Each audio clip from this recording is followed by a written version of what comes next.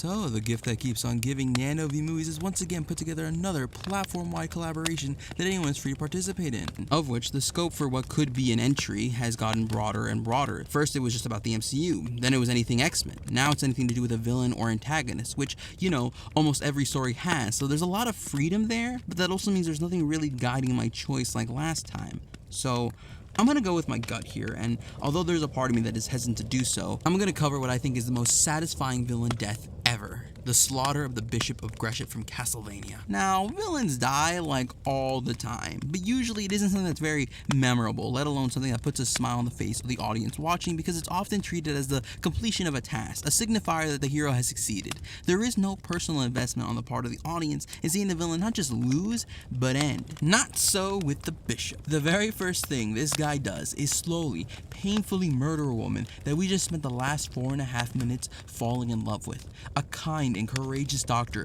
who will sacrifice life and limb in the pursuit of knowledge to make the lives of those around her better. The bastard even smugly suggests that he might offer up a prayer on her behalf, because as they're burning her to death, she cries out to Dracula to show them mercy.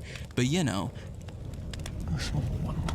And from there, every single thing he does and says just makes you hate him more and more, which is truly impressive when you consider that Castlevania Season 1 is only 4 episodes long, each being 22 minutes in length. The Bishop doesn't even get that much screen time, but damn, does he leave an impression. And while that is definitely in large parts of the show's tight writing making the most out of their runtime, I would be remiss, especially in a time when the craft of voice acting is at its most undervalued and underappreciated, to not praise the absolutely brilliant performances given, not just from the actors playing the primary roles, such as Matt Frewer's Bishop of Greshet, whom soft, stern, cold, silk-like voice radiates such utter contemptible self-righteousness that you can't help but take sick pleasure at hearing it sputter into desperate bursts of anger as he denies the literal hell he has brought upon himself, but that of unnamed characters as well, such as Fred Tatascioc's performance as the soul-speaking demon, whose delivery absolutely sells and make this scene as memorable as it is. His cadence, the word he chooses to inflect, are what have ingrained this scene in my mind forever, and would have me randomly repeating parts of it to myself for no reason. God is not here.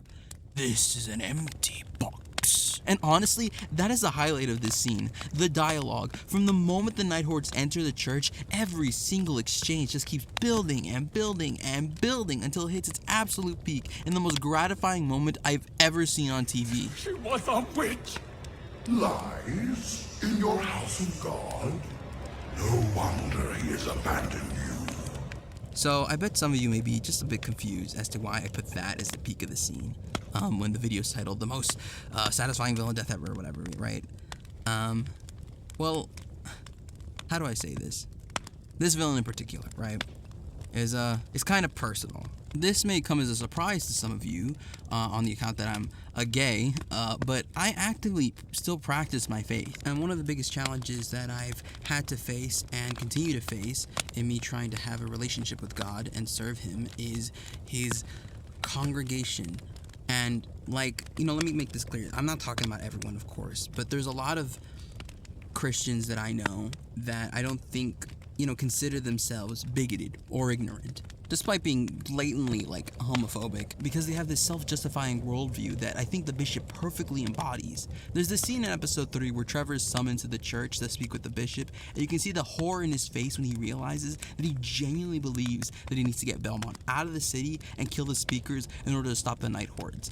And it isn't just like him using his faith to execute some kind of agenda, although the show does show that he is, like, power hungry and definitely gonna be abusing his position once he gets it. But honestly, it's just, like, almost hilarious just how accurate it is to the mentality of some Christians. What? These Night Hordes have nothing to do with killing Dracula's wife? Okay, she was a witch. No, this is because the people aren't religious enough. What? Alex feeling estranged from God and pulling away from the congregation has nothing to do with us being blatantly homophobic all the time and thus making him feel like, you know, he has no place amongst God's people despite the fact we're supposed to show God's love. No.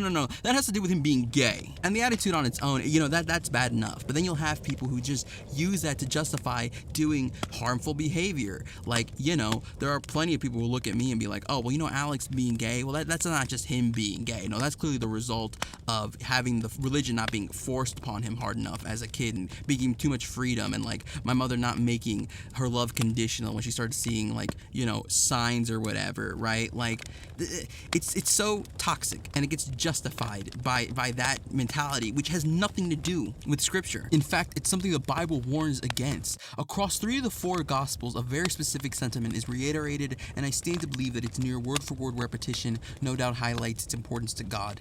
That being, but whoever stumbles one of these little ones who have faith in me, it would be better for him to have hung around his neck a millstone that is turned by a donkey and to be sunk into the open sea. It's utterly maddening and tragic how these people who claim to be devout Christians can't see how they're turning away, not just people in the LGBT away from God, but just in general, because everybody else can very clearly see their hypocrisy and their inability to, you know, just apply the most basic Christian teaching, love thy neighbor as thyself. And in the same way that this scripture is comforting because it condemns that kind of behavior, this scene is incredibly cathartic because it takes somebody who embodies the absolute worst parts of those who claim to serve God and has them in a very visceral way be told by a higher power that what they do makes God sick. Which, as somebody who's been told their entire life that God does not love them, is incredibly satisfying to watch. Because you know what? Maybe you're right. Maybe God doesn't love me. But I know for a fact that he does not love you.